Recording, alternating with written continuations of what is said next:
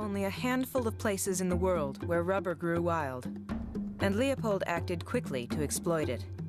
He formed the Force Publique, an army of Belgians and Africans, and got them to force Congolese natives into rubber harvesting.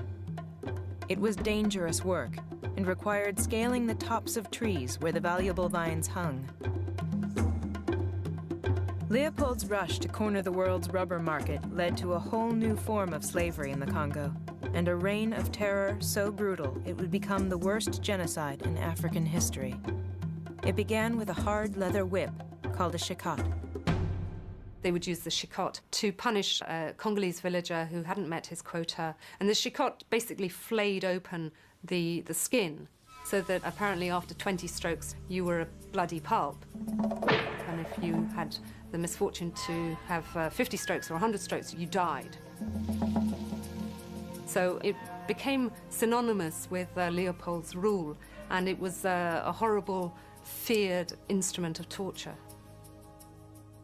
But to the outside world, the Congo seemed like a perfect colony, profitable, productive, and civilized, all thanks to King Leopold. Meanwhile, inside the Congo, things went from bad to worse. When the rubber workers inevitably collapsed from exhaustion, starvation, or disease, the Force Publique shot them and were ordered to cut off their hands.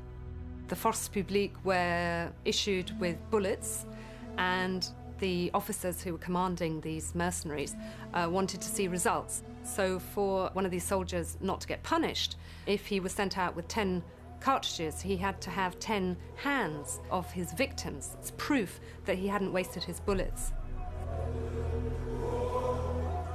Often, of course, some of these bullets had been wasted, so there was this extraordinary pictures you get of living Congolese who, while they were still alive, had had their hands severed.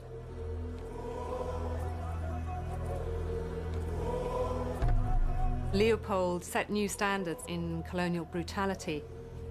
I think he did that because he just was a man in a great hurry, and he didn't think of the Congolese as human.